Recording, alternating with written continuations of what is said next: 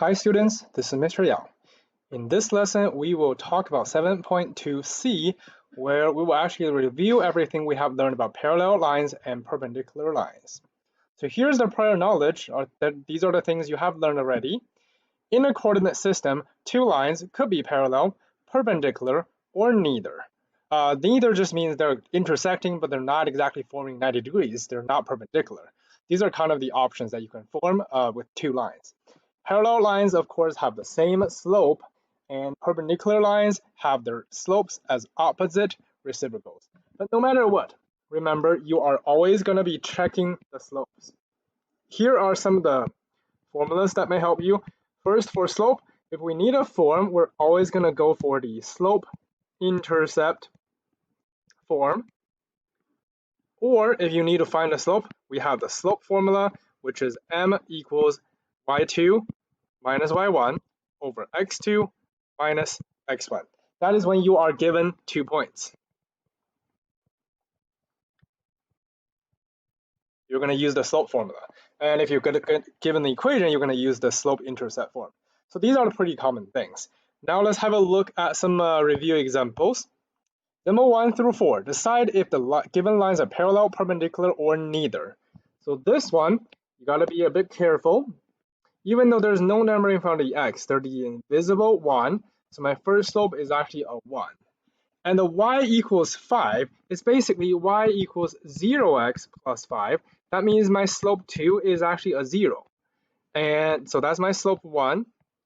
That's my slope 2. Clearly, they're not the same, which means neither. It's not perpendicular it's not parallel because they're not the same. Also, it's not opposite reciprocal, so not perpendicular. That's why it's neither.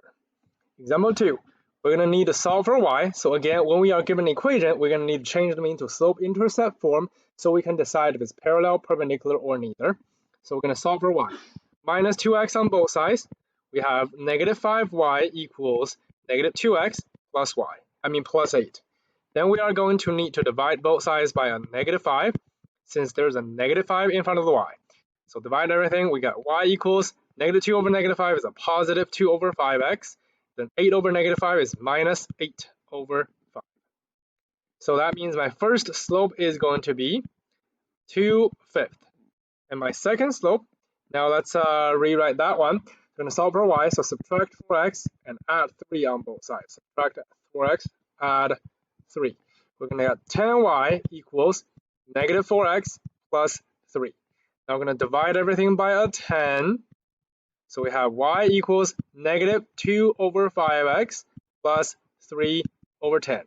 So my second slope is going to be 2 over 5. And these two, negative 2 over 5.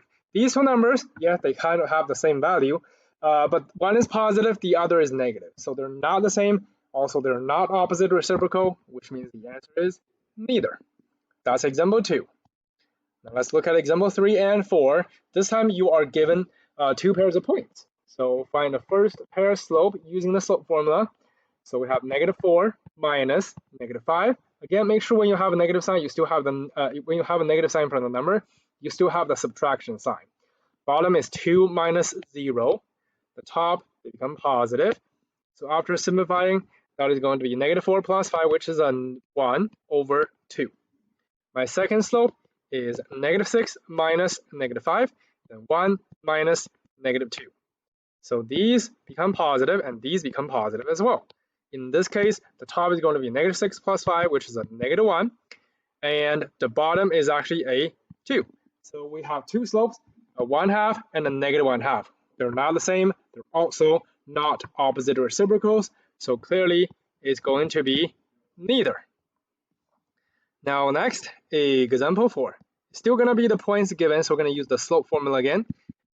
First slope is 8 minus 2, then negative 4 minus 0 on the bottom. Top is a 6, the bottom is a negative 4, which simplifies to be negative 3 over 2. Second slope, negative 12 minus 0, then 4 minus negative 4. 4 minus negative 4 makes the signs positive, and then that whole thing becomes negative 12 over an 8, which simplifies to be negative 3 over 2. Well, these two numbers are exactly the same, which means these two lines are actually parallel. There we go. These are the first 4 examples. That's everything we have learned already. Now let's move on to some more examples. Example 5. Create an equation for the line that passes through the point shown and is parallel to the line shown, and part B is perpendicular to the line shown. So first, no matter what, we are going to need to find the slope for the given line. So here's a pretty point. Here's another pretty point that is off 3, then over 4. So my slope is going to be 3 over 4. If we're looking for parallel lines, it's going to have the same slope, so 3 over 4. And it's only asking to create an equation. It didn't say what form, so we can just go with point slope form. Since we have a point given. Point A has the coordinate of -2, -1. So we can just easily write the point slope form. Y is y minus -1, so it becomes y plus 1. On the right side, the slope is 3/4. And for the x part, it is x minus -2, which becomes x plus 2. So there's my equation, point slope form. For perpendicular, however, we are going to need to actually flip the fraction. Since that is a positive one, we're going to need a negative one. So that whole thing is actually the opposite reciprocal. So my new slope is going to be negative, and then flip the fraction, so 4 on the top and 3 on the bottom. Now it's the same point, so we are going to just basically copy down all the other parts of the point slope equation in the previous question. Just change the slope to -4/3. Everything else remain the same. So that is the point slope equation for part B.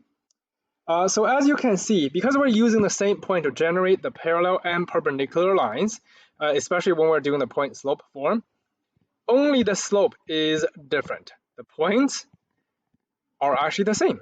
So all you need to change is the slope. That is example 5. Now the last one, example 6. Find an equation of the line through -7 that satisfies the conditions. A, perpendicular to 5x minus 2y equals 4. Let's copy that down. 5x minus 2y equals 4. No matter what, we need to find the original slope of the given line. So subtract 5x on both sides. We got -2y equals -5x plus 4.